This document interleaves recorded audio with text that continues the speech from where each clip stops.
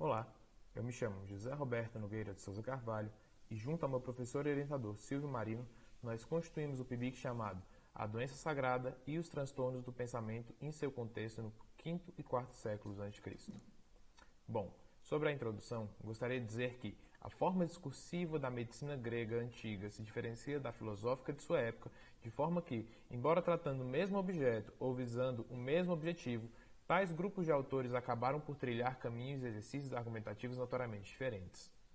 É diante de tais peculiaridades que a pesquisa em questão visa, portanto, demonstrar o lugar da chamada doença sagrada nas obras filosóficas e médicas da Grécia Antiga, especificamente no pensamento de Platão, no Timeu, e na coleção de tratados médicos conhecida como Corpus Hipocrático.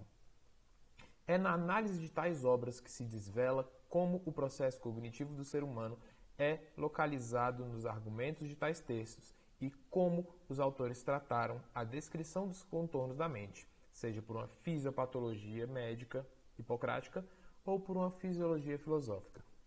A metodologia adotada na prática da pesquisa foi, em suma, de leitura e levantamento bibliográfico acerca das questões abordadas nos textos antigos, tendo em vista o caráter filológico da pesquisa, que não alheia os conceitos de seu sentido histórico. Ou seja, por se tratar de textos de um momento histórico completamente diferente, a metodologia deve ter um caráter filológico, tendo em vista não desterrá-los de seu significado da época. De forma que o trabalho, portanto, foi metodologicamente repartido em 3 partes. A primeira parte, grosso modo, foi dedicada à análise dos textos antigos.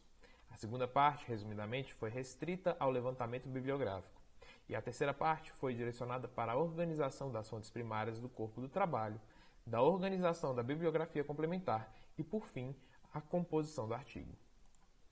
Sobre os resultados alcançados, a medicina grega teve forte influência da filosofia pré-socrática e, por sua vez, influenciou decisivamente o pensamento de filósofos como Platão, demonstrando, portanto, o porquê de ser imprescindível o seu estudo para aqueles que pretendem entender o período clássico.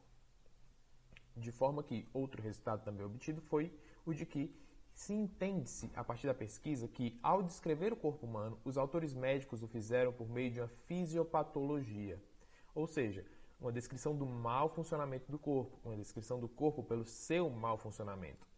Enquanto os filósofos, por sua vez, o fizeram por meio de uma fisiologia, o correto funcionamento do corpo. Ou seja, eles descreveram o corpo como o corpo deve ser, de sua forma perfeita, como ele deve funcionar normalmente, enquanto os médicos fizeram o contrário. Bom, sobre as conclusões, observa-se que a pesquisa em questão tem por finalidade, portanto, enriquecer a bibliografia acerca da doença sagrada em português. E, ademais, visou, por meio da relação entre saberes filosófico e médico, demonstrar a sua mútua influência, de forma que, a partir disso, se possa concluir a sua importância para o próprio estudo do pensamento ocidental. Ou seja, a conclusão, além de gerar uma contribuição para a bibliografia em português acerca da doença sagrada, da assim chamada doença sagrada, visa demonstrar a multidisciplinaridade e a interdisciplinaridade entre os campos médico e filosófico da Grécia Antiga, de forma que, se para entender um completamente, deve-se entender o outro também. Há uma multidisciplinaridade e um diálogo muito forte entre ambos campos, de forma que muitos seus temas se confundem, sendo, portanto, necessário conhecer ambos para ter uma visão mais holística do pensamento grego clássico. Muito obrigado pela sua atenção.